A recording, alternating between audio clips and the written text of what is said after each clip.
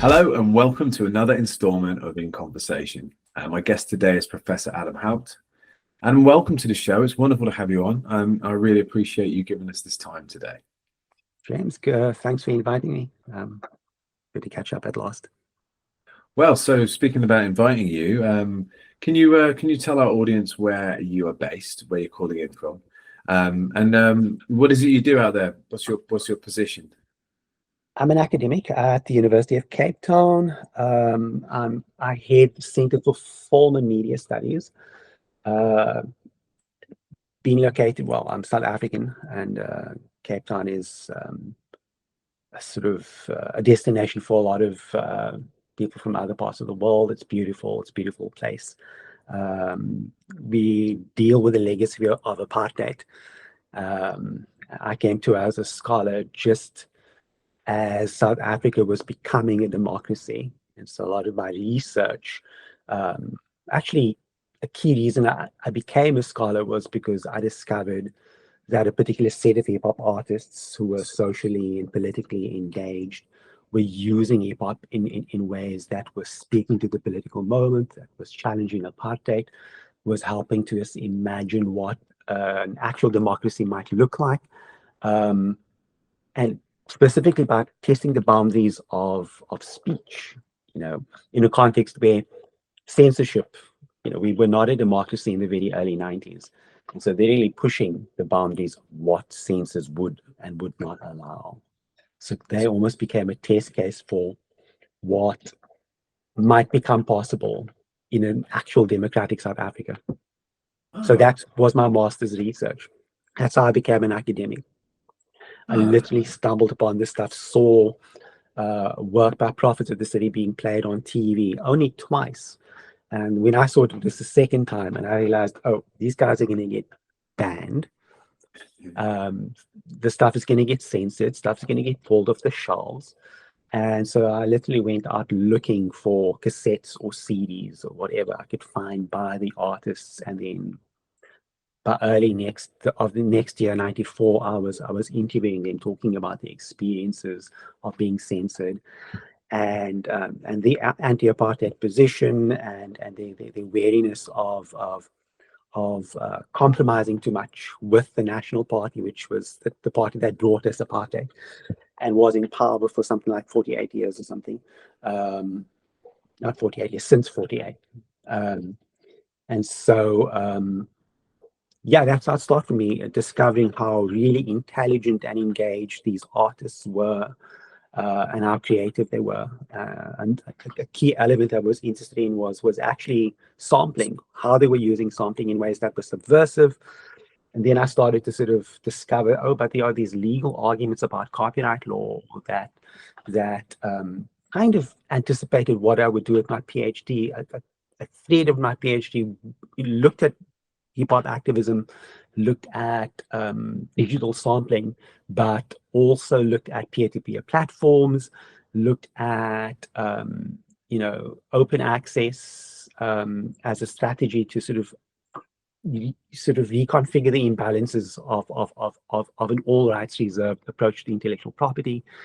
And so, while I was working on that, it was after I finished my PhD, I found myself at the ICE Summit. Larry Lessig, the person who brought us the Creative Commons license and developed that, there was a whole community, global community of people working on Creative Commons. And I was at a summit the year my first book came out, Stealing Empire, I think that was 2008, talking about this stuff and making sense of what more flexible approaches to intellectual property might look like. And for me, that was so connected to the research I was doing on hip hop, because hip hop was, the version of hip hop I was interested in was geared towards addressing social justice on one level, but then also democratizing information production and distribution. That was a key part of what they were doing, and they got sued for doing that. When you sample our stuff without our permission, we are the holders of rights. And the backstory is that the content that they were protecting, a lot of that content is contested content. So the music industry is a story of cultural appropriation. and of cheating musicians. So music in the back catalogs of major labels are not exclusively, but many of them were African American artists that helped to develop key genres that we associate with the States, but they themselves did not benefit from the development of that genre. And so the industry is an extractive industry. So that's how I entered that discussion. So hip hop was a way of disrupting that. In a particular point at a particular point in time. That's fascinating.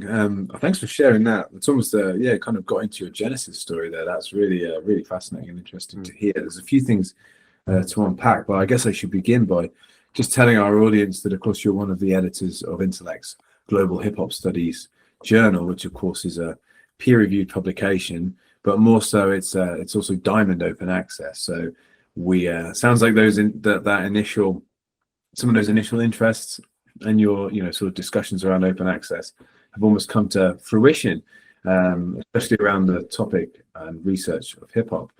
So that's kind of fascinating. Some of the stuff you're saying about hip hop in South Africa is also really interesting, because for me personally, I've always really been drawn to hip hop as this kind of like a countercultural movement, or a disruptive force. So people are able to kind of represent themselves. So there's all of these sides of it have always been really interesting. It sounds like that's some of the things that's drawn you to it too. Did hip hop come first for you, and then you became an academic and you saw these opportunities to develop really interesting research, or was it sort of more the other way around? Were you an academic who found hip hop, or a hip hop head who became an academic and was like, this is my platform, this is my way to take part in the hip hop culture and community? I didn't take hip hop seriously in the 80s. It was just like, for me, I mean, at school, it was like, hey, the kids are doing this really cool stuff on the dance floor, learning these crazy stunts, and I was a part of that play. It was just play. I didn't think about what it meant. And then a bunch of music videos and stuff. I mean, breakdance videos and stuff came out, Beat Street and Forms, whatever. So I was a part of that moment. I was a child of pop culture, and American pop culture was a big part of that. At the same time, our local music scene was also very, very interesting. That sometimes paralleled what was happening in the States, but also had its own identity, was its own thing. And I'm not just talking about jazz, I'm talking about very particular forms of African pop, which some journalists just called bubblegum. And, it was meant to be, I suppose, derogatory, but it got taken up, as things often are taken up. And so, I was an aspiring musician. Actually, really only learned to play once I left school, play lead guitar. Was interested in poetry, and so at some point I sort of started experimenting with open, spoken word and bringing music to that. As an academic, when I discovered the work of Prophets, I mean, I was aware of them with their first 2 albums. I knew that they were good guys. They were mentoring young people. There was a friend of mine, a friend and his brother. They were aspiring MCs, and they were being mentored by Shaheen Arifdeen of Prophets of the City. So I knew they were good guys, but I wasn't really connecting the dots academically. I was actually, when their work, when I understand where I'm coming from, was flighted on TV, when it was aired on TV, and I realized, this is brilliant. I could use this. I was actually a postgrad student, an honors student, and then for my master's, I decided to take this up. But before I got there, I was, as an English major, I was looking at the work of African and African American novelists and poets, feminists, novelists, artists, poets, and so on and so on. And obviously, coming to know the work of, locally there were people like Desiree Lewis, right, who I thought was interesting, and supervised my partner's MA thesis. bell hooks, Alice Walker, Maya Angelou, Zora Neale Hurston. I mean, one of the best novels I'd read ever, I think, was The Eyes Were Watching God. I just absolutely loved that novel. And I got to understand a little bit about signifying and playing the dozens and the sort of sociolinguistic practices in a particular historical moment. And that became interesting to me because I could then kind of understand the blues. And I was an aspiring lead guitarist. I was listening to Hendrix. I was learning to play those riffs. And because I was reading African American lit, I could, oh, hang on, there's a whole cultural and linguistic tradition behind this that is tied to the Middle Passage. And this is brilliant, in terms of exercising linguistic and cultural agency in a context which is repressive. And this is where the music fits in. Before long, I was connecting the dots with blues and jazz and reggae and contextualizing that within the context of the enslavement of people and dispossession of people. And when Prophets had done this thing with their third album, Age of Truth, I could see it as a continuum, these different moments with different generations attempting to sort of rehumanize themselves and exercise creative and political agency and being quite skillful, being quite literate and layered, and debates about what counts as literature, what counts as poetry, all of that was being upended. And so that's how I got into this thing. And just with my MA, I published 2 papers out of that MA. And, I was the first South African to do academic research on South African hip hop. So there was literally no one available to me in terms of mentorship or, so that was interesting. It was weird because, like, the support systems, there was no hip hop community of, there was no scholarship. There was only, these hip hop activists and artists who actually, ironically, after my MA, I got to know them quite well and got to understand what they were doing in schools and at libraries. It wasn't just about what's happening on stage. It's also about workshops and pedagogical strategies using hip hop to engage young people and to develop critical literacy, and to be creative. Whether they become hip hop heads or not was neither here nor there. You were developing a particular kind of young person with agency, and an ability to analyze critically and so on. So that's kind of how I, once I got to know that community, my PhD was literally waiting to be written. Once I understood how I'm located, I was kind of in a sort of an accidental ethnographer, you might say. Yeah. And so after the PhD, I published the thesis with HSRC Press, which had just adopted an open, an open access sort of policy. And their mission was now to ensure the widest distribution of their work. They were subsidized by the government, and so it's not a corporate publisher. And my theory is, when Stealing Empire was published and it was immediately available as open scholarship, I think people just found my stuff easily. I was able to connect very quickly with people. I'd gotten invitations, I think 4 invitations in the year that the book got published. Doing Japan, for example, doing Germany and a couple of places went because of, I think, the scholarship. And some of the relationships that I was able to sort of establish was because my work is just instantly available and accessible. So I think it helped fast track my visibility, but I was now able to find people who were either working on copyright and were interested in that debate and how it relates to music. So I got to meet Veit Ullman because of that, a leading musicologist. And then hip hop people, getting to connect with hip hop people. I remember I met Griff in Hanover at a hip hop colloquium. Partly, I think because one of my mentors from, my MA connected me to that organizer, and we got to talk, and then she brought together a ton of people who, a lot of them, the Sina was there, Griff was there, and a bunch of other people, Kendra, a whole lot of people who are still part of this community, who are working together. I should It was amazing. I should just interrupt you quickly and just say, of course, these are your co-editors and Yeah. co-founders of the Journal Global Hip Hop Studies. And again, it just, it shows you we're talking about German scholar, Irish scholar, we've got African scholars, African American scholars, different people from around the world involved in the publication, many of whom are represented on the editorial team and board.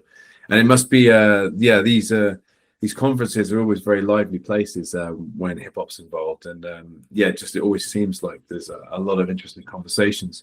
So that's where you guys kind of started thinking about the possibility of a journal, or the need for a journal to kind of unify some of these international voices and perspectives. Yes. So we had this conversation about what's the next move, how do we constitute this community, and of course, by the time I was a bit of an upstart. By then, I'd already pitched a special issue to a journal, and actually that journal didn't work out. And eventually, I took that special issue to Journal of World Popular Music, JWPM, and I said, "This is coming. We've all met, so jump on it." And if you check that double issue, the same people. So that was the one thing. The other thing that I did is ASA UK, which is this major African studies conference. Excuse me, my turn. So I said to them, I'm pitching this thing to ASA UK, and normally when you pitch to a major conference, if you get a panel, cool, so you get an hour or two, you get a panel. And so I pitched two things. One was a panel on cultural appropriation, which had one session, which was fine. And then I had one on hip hop activism. And guess what? There was the uptake for that panel was so huge.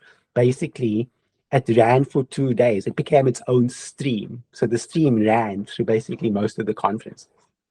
And again, it was like a reunion of Hanover people and also newer people. So we got together there as well. ASA UK did the journal, JWPM, and at some point, Griff, I think it might have been at ASA UK or I forget where it was, one of these things where we kept running into each other. And I think I remember hounding Griff to submit a paper to JWPM, for example, and I wouldn't let him off the hook.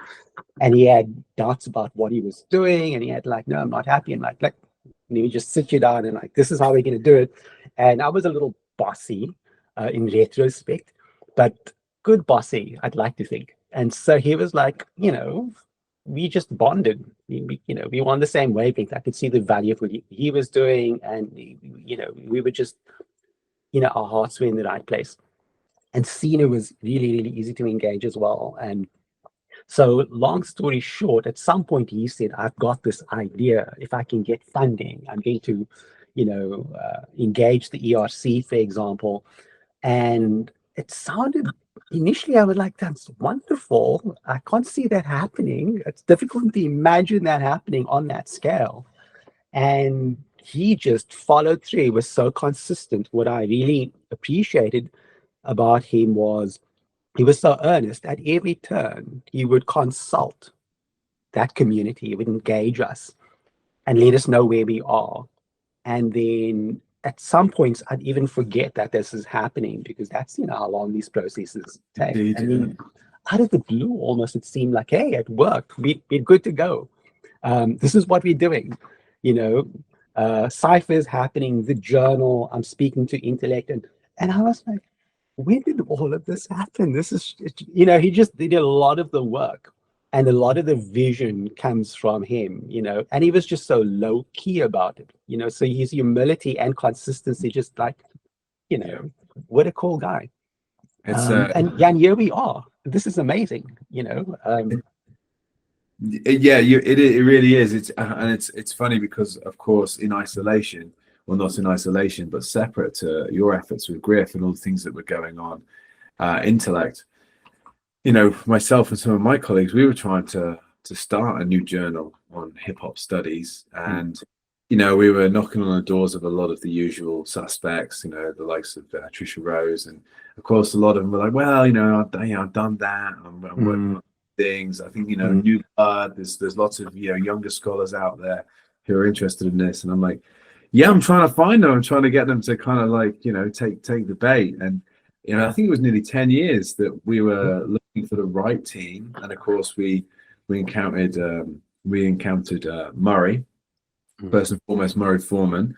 And of course, he put us on to what all of you lot were doing, and connected me with Griff, who obviously had been spoke highly of yourself. And I was like, okay, this is all coming together. And then you throw in the ERC funding and the potential for, down the line, open access and opening these other new ways of presenting the information itself. Yeah, very exciting time. There was like a lot of work that was going on behind the scenes, but then it happened very rapidly, and people kind of, I think, could see that there was a real possibility, and then there was a lot of energy behind the project from the editors and the wider hip hop scholarly community, which was great. And it's also been wonderful through your efforts and by us founding this journal to be able to kind of unite, I think, in many ways, a lot of these different scholarly groups from around the world. And of course, that's our mission, like that sort of unified mission, is part of our aims and scope, isn't it, for the publication, that we can bring in all these different groups of people who are, both from practice, scholarship, industry, and I think we're starting to achieve that. But Murray was actually, I forgot the obvious thing to say, is Murray was at Hanover. Okay. So he was like our celebrity, and again, I mean, I think that was only the second time I'd met him.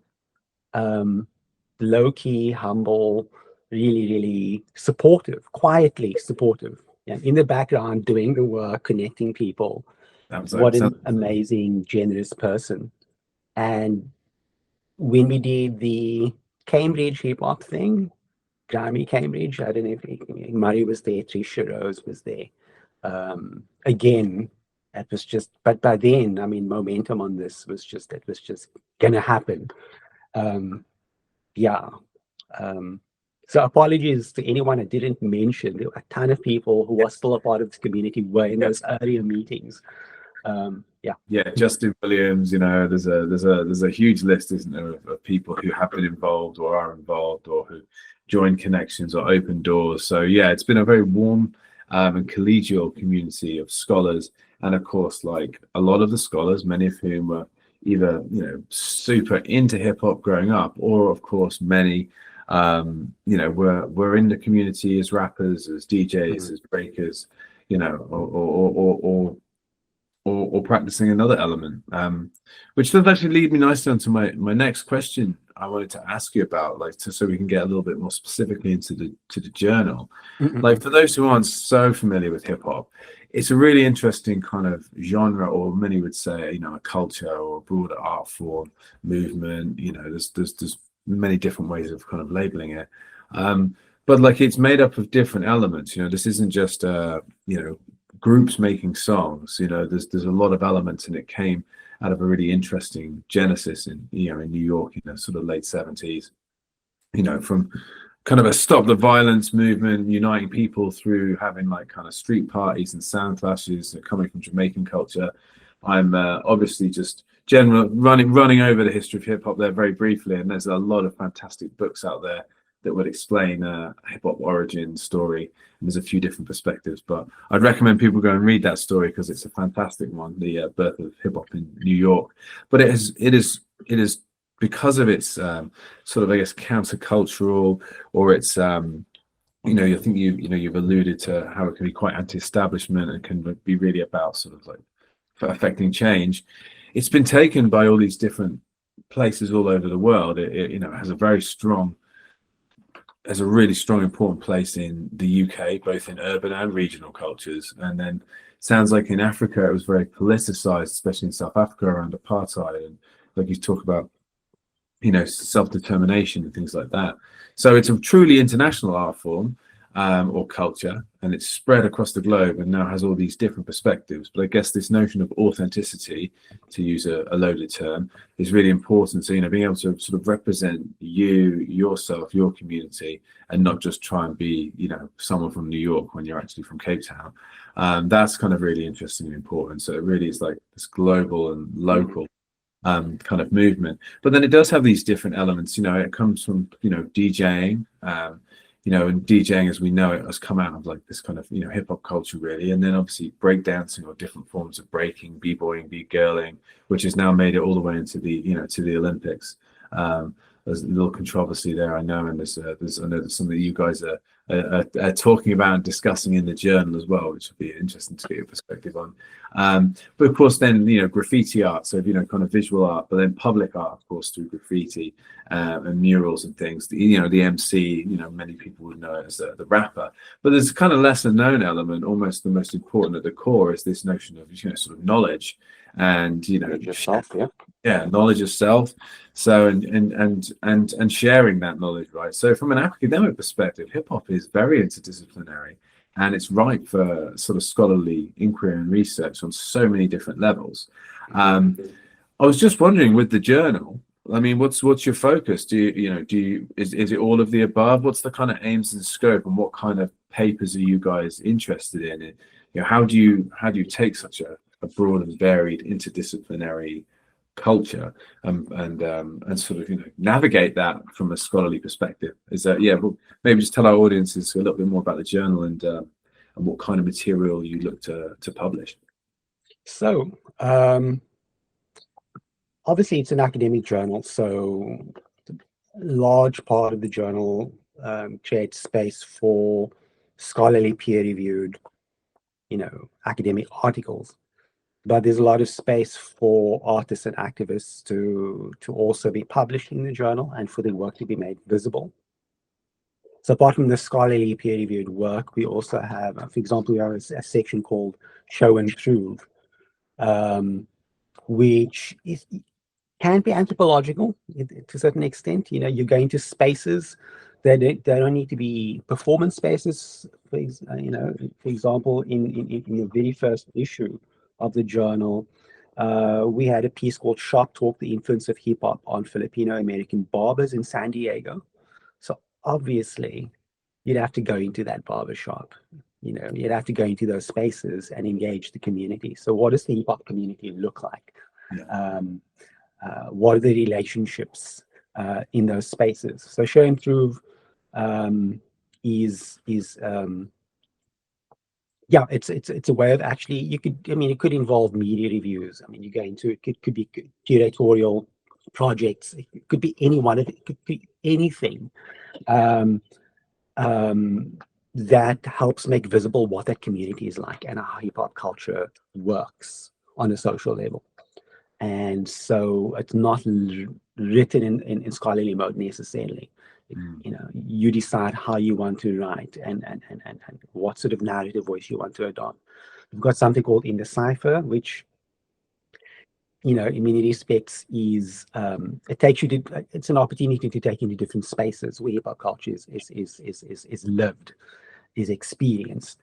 But it also gives you the opportunity, as one does in ciphers, to perform, to engage.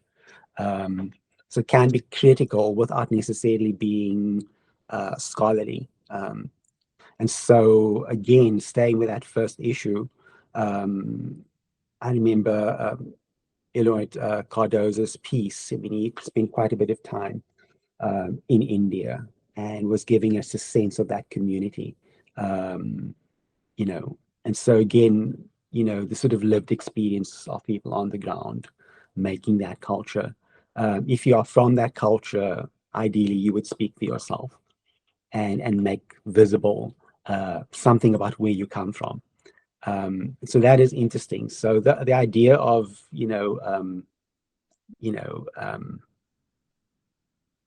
representing where you come from, making visible your lived experience in whatever that locality. Then we've got another section, Dive in the Archive, which could include reviews of curatorial projects, anything that's related to the archiving, to the narrating of hip hop history. Am I getting that right? Yeah, dive in the archive. So that's that, and then of course book reviews, which is a standard feature of many journals. The last section, media and event reviews. If you've been to a hip hop gig, if you've been to a media event, whatever the event or whatever the medium, you can do a review. It could include album reviews. So a lot of what the journal does, actually, if you think about the structure, it could be a hip hop magazine. It follows the sort of logic of hip hop mags, or any music or culture mag.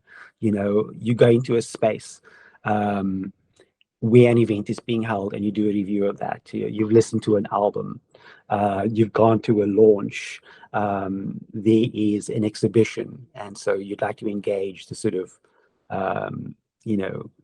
the curatorial practice that goes into developing that event.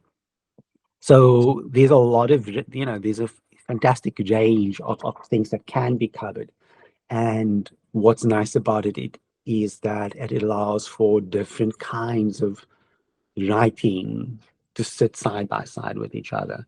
So I think, even though it is very much a peer-reviewed scholarly journal, and the academic articles are peer-reviewed, there's space for other modes of writing and other modes of engagement, and not all of it has to be argumentative. Some of it can be ethnographic or journalistic in if you want to see it in that way. So yeah, it's got range.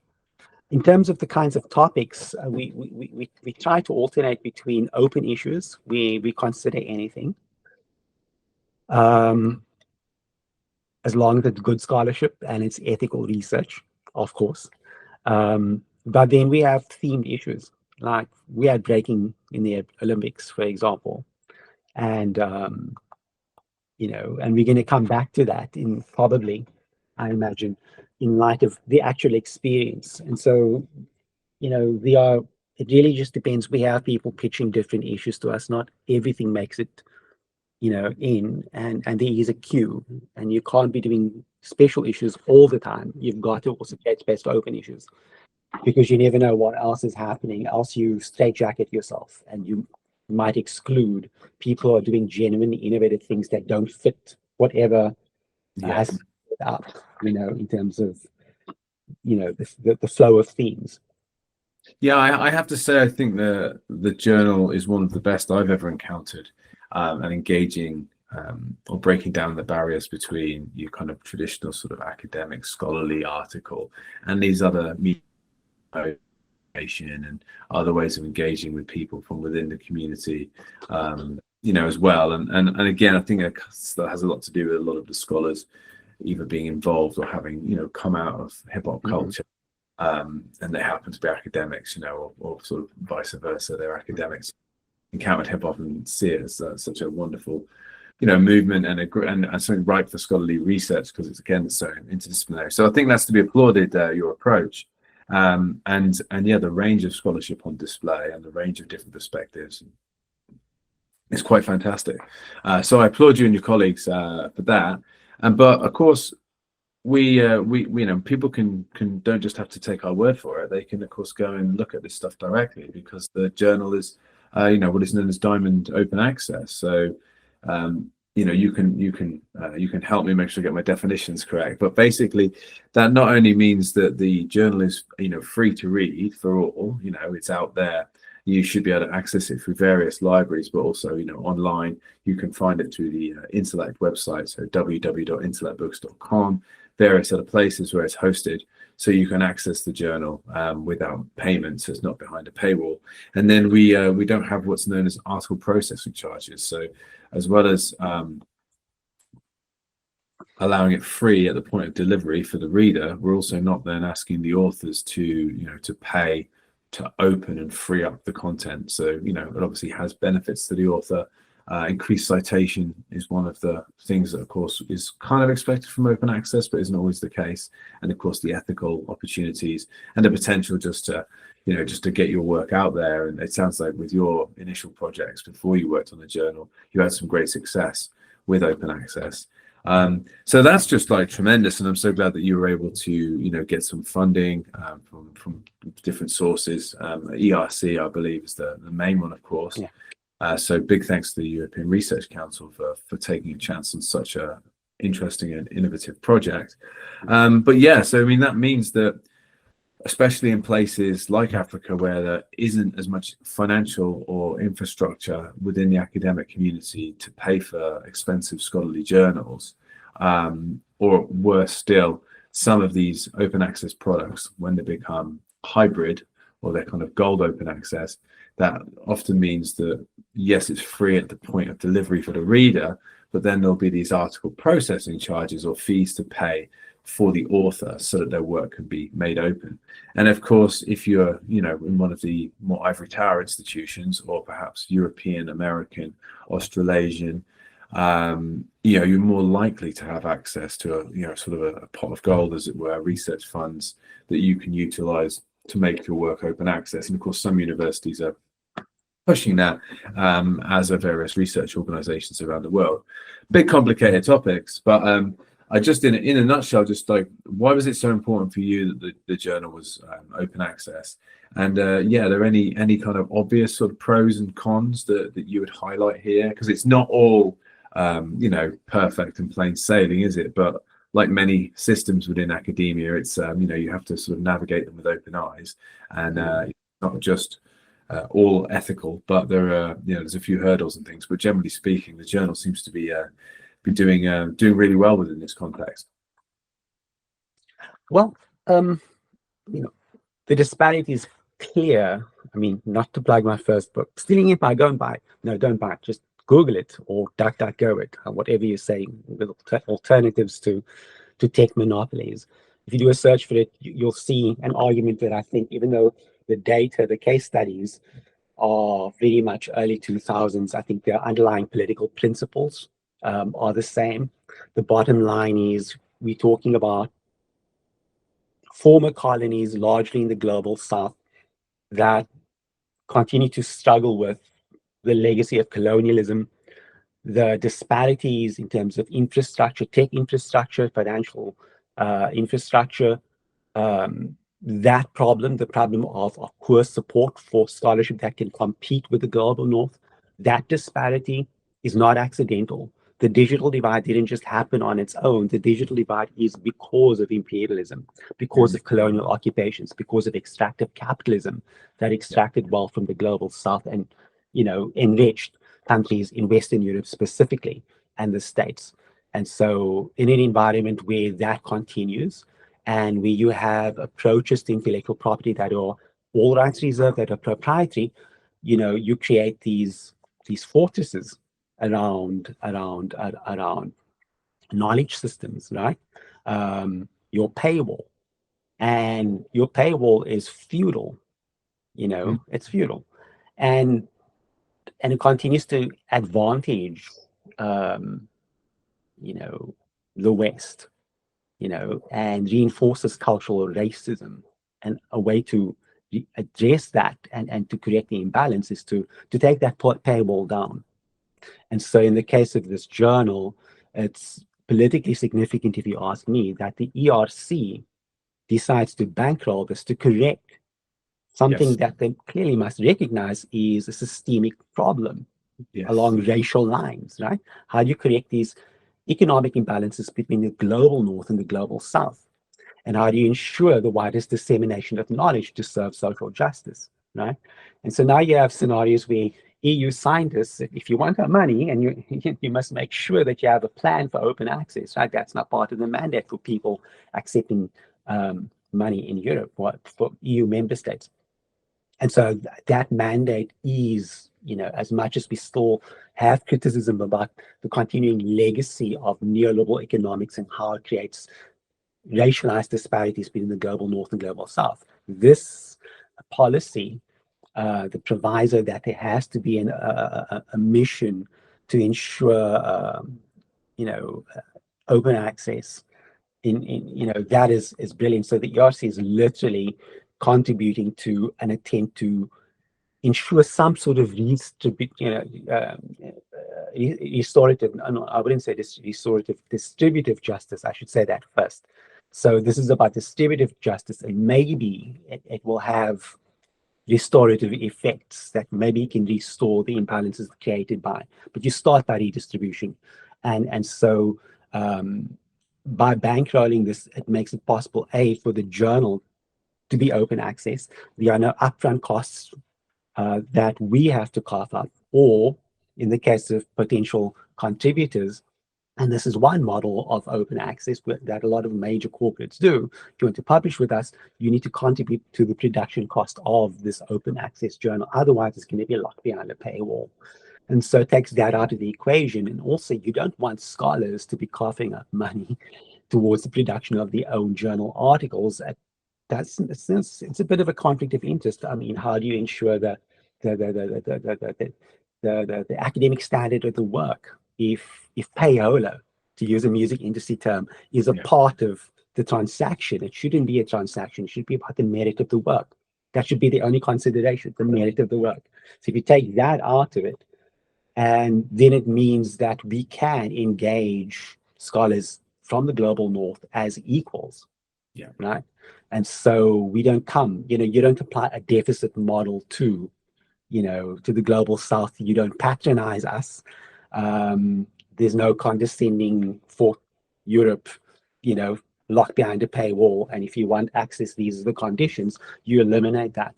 So I think politically, from a decolonial perspective, this is very, very promising. How do you decolonize scholarship? You try to decommodify. And so one of my most recent books, where is it? Can I plug it? It's also with HSRC Press, which has an open access policy. I literally have this book. The last chapter is called Decolonizing Knowledge. And to save you the time of reading it, the punchline is, if you want to decolonize knowledge, then you must decommodify. And so what I do is I compare the politics of knowledge production in the music industry to the politics of knowledge production in scholarly publishing. And my argument is, we operate in a neoliberal environment that continues these racialized disparities from the era of colonialism, and you need to decommodify knowledge production. And so open access is a meaningful step towards that, and to correcting those imbalances, especially if the ERC is willing to bankroll this in order to address that disparity. There are limitations on the African continent. The digital divide, things have improved radically, but the digital divide is a problem. People, just because things are available online, doesn't mean that people on the continent can access it because of poor infrastructure, but also, what is the quality of meaningful participation? That's also now an issue that gets affected. In South Africa, data is so expensive, like mobile access to the internet, which is the most reliable way of accessing the internet. Data is so expensive compared to India. We are really, really expensive. So the cost of actually being online and participating meaningfully through your mobile device is constrained by the high costs of data. So open scholarship is one piece of the puzzle, but there are other parts of the puzzle that also need to be, taken into account.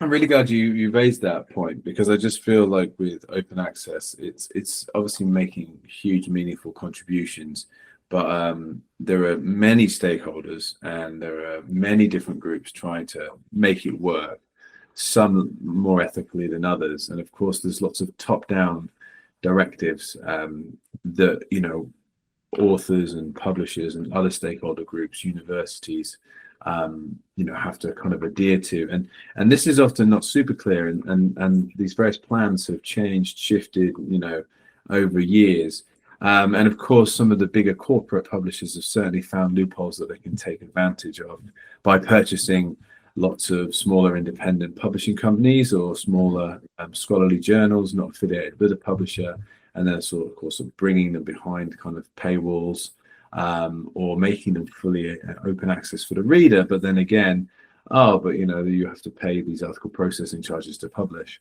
But of course, there is also a lot of good publishers out there, a lot of other groups out there who are trying to push and foster open access in its various forms.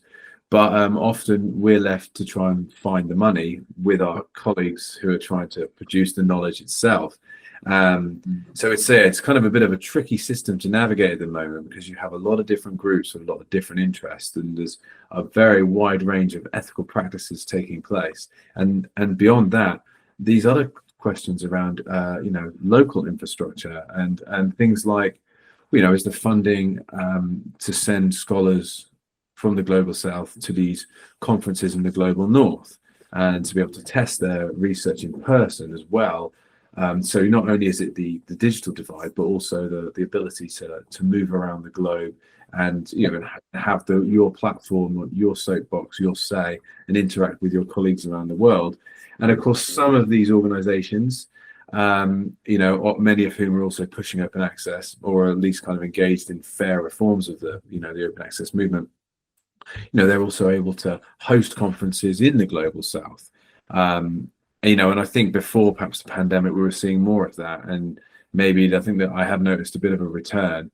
But it would be great if there were more conferences and research bases that were held in the global south. But of course, then there's all the same resources and logistics and infrastructure issues that I'm sure some of these organizations face. So it's a multifaceted problem, and open access, I guess, there's a lot to learn there and a lot to unpack and unpick. But I do really like your conclusion, effectively. We must de-commodify, or at least find fair ways of funding. But yeah, at the moment, it does often seem like there's lots of top-down directives, and we're kind of left to scrabble to kind of find the valuable and the various solutions that might be capable. So yeah, so it's not all pro, is it? But there's definitely some cons to the current system. I'd be very interested to see what happens over the next few years, as people are already saying that maybe open access in its current form has had its day, and what's next, there's a lot of different perspectives, I think, being presented. So with Open Access Week coming up this October, I think there's going to be a lot of interesting debates. So I would urge our listeners to definitely kind of take a listen, and see where their politics, their ethics, and their kind of ideas sort of fit within this, because we definitely need more voices, kind of certainly with better comprehension of what open access truly means, and of course, I think what we also need to do, those of us who believe in it and those of us who have been engaging with it, is to demystify that process and to sort of give people definitions and terminology around what's the difference between green, gold, and diamond forms of open access. Where are these funding bodies? How can you gain access to funding pots? What publishers you should work with, if any. There's all these different questions and things that can be navigated. But Open Access Week will be a good opportunity for people to find out more. But again, I think if you want to see diamond open access or open access working effectively, I think Global Hip Hop Studies is in many ways a good example. So I would definitely urge people to take a look and to check out Global Hip Hop Studies, because it's out there and it is freely available. And again, that just lets me just highlight another point that we struggle with is quite often we rely upon scholars who are using the material, who have happened upon it and found it, to then go to their library and to ensure that their library is subscribing to that publication, because they may not have to pay for it, but there may still be a process to ensure that it's in a library catalog, that it's properly sort of accepted and installed into the library database and things like that. So you're not just accessing it randomly through the internet or through the Intellect website. It's there in your library, a private place where it should be.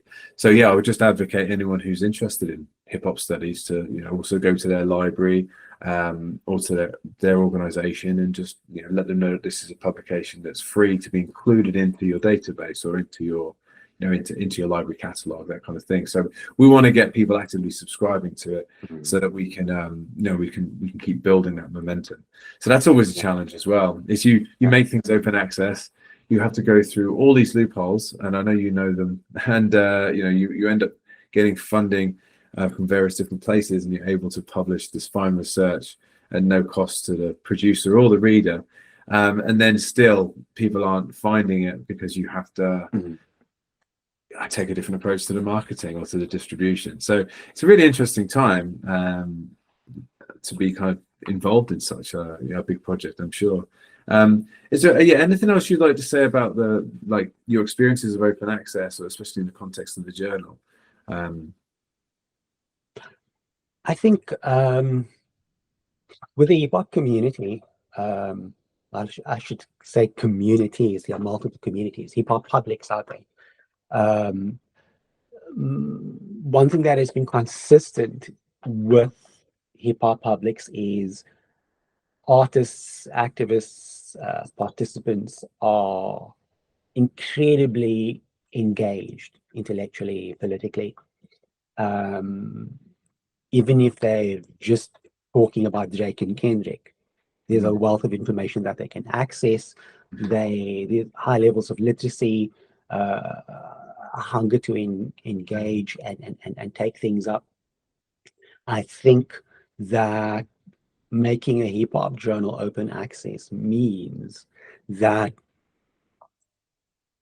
they're able to access a particular kind of knowledge production that is a counterpoint to the more commercial, spectacle-driven stuff in hip-hop, which often becomes a vehicle to co-opt hip-hop, commercially co-opted ideologically. So you want hip-hop publics to access this journal, and it should be, open access, because it facilitates that access and people can read.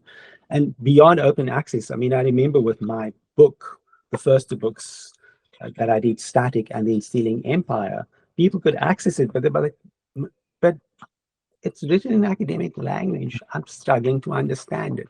And so having multiple points of entry with different genres of writing, different modes of engagement, and different modalities, it doesn't always have to be textual. That's super important. And that's what we did with Never Again, multiple points of entry in terms of styles of writing. The journal does that as well, right?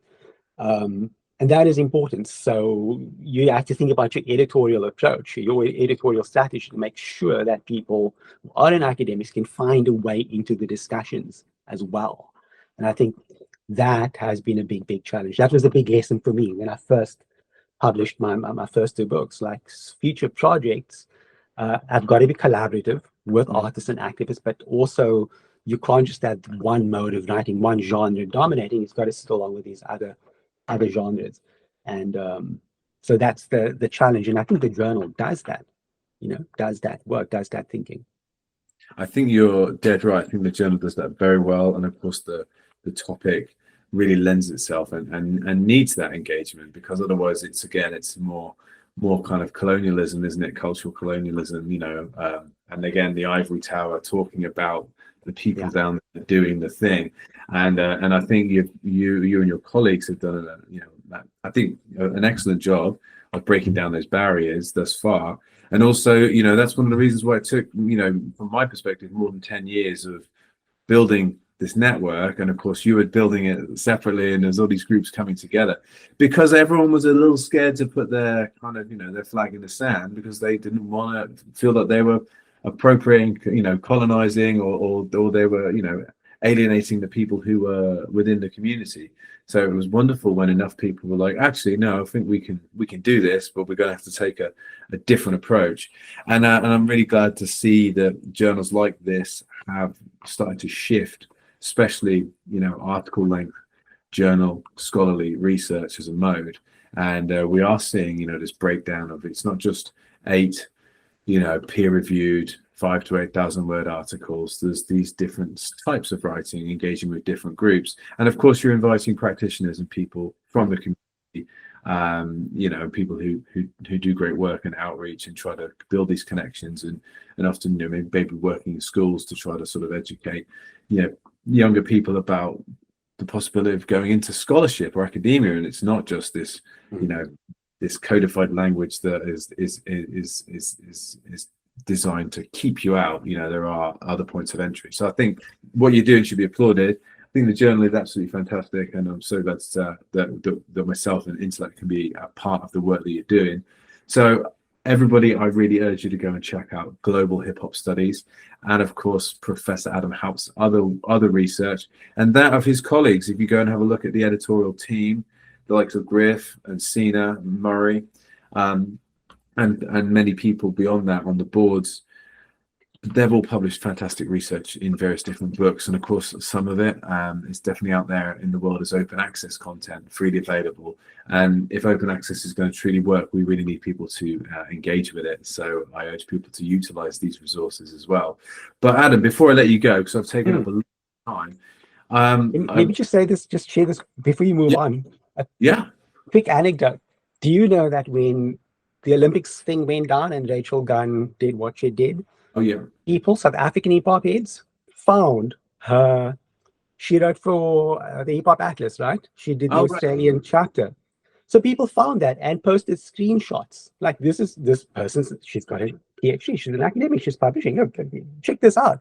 And I was like, no, wait, hang on, don't panic. This is great.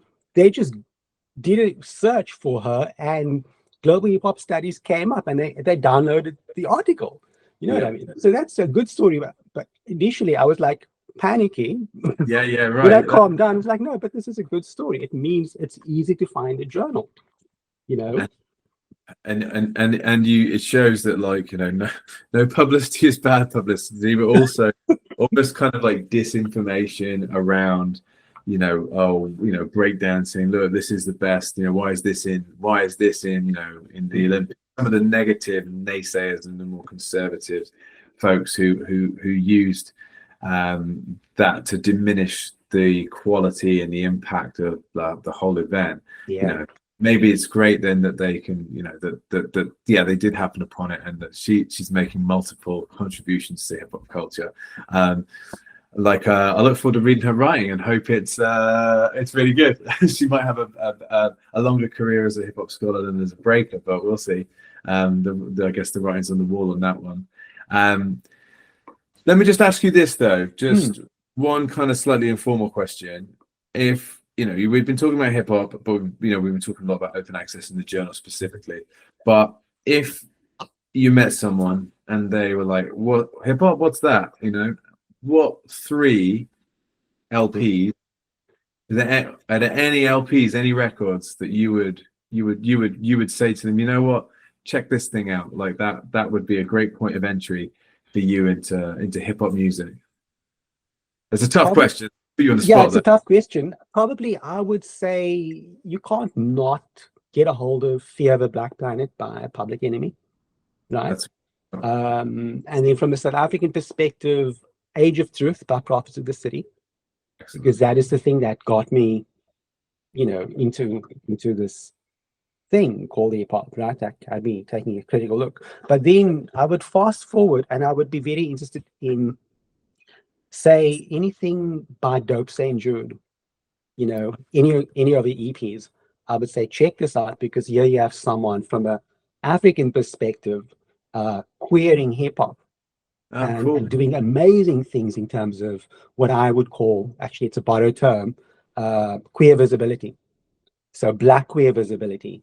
And so I think Dope St. Jude's work, just randomly pick any album. In actual fact, we embedded the Spotify playlist on the journal website.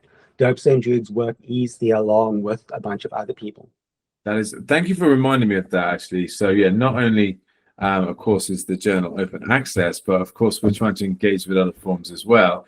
And although I do believe it is a Spotify playlist, and I know people may have a few moral issues with that, but hey, we're trying to at least promote these artists and build more awareness, and we have to use the tools that we had at our disposal. But there is a playlist embedded in Global Hip Hop Studies at the journals page at www.internetbooks.com, and there is some tremendous music there. So I would definitely recommend people go check out that playlist. Stick that on when you're thinking about writing your next article, and all of a sudden you'll find yourself becoming a hip hop scholar. I think it's a wonderful playlist. So yeah, thanks for your contributions on that. And of course, there are other in conversation interviews planned with other members of the Global Hip Hop Studies team, and we already have one with Griff and one with Sina up online as well.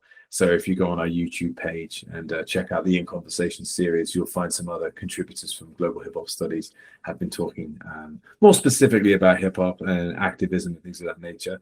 But Adam, thank you so much for your time today. And obviously there was a little bit of context around open access because it's so important to talk about the journal in that context, as it was such a fight to make that happen. And I both have been working, really hard and tirelessly to keep the journal going within, an open access context. And it is hugely successful from our perspective, and we're really proud to have it in our sort of stable of publications.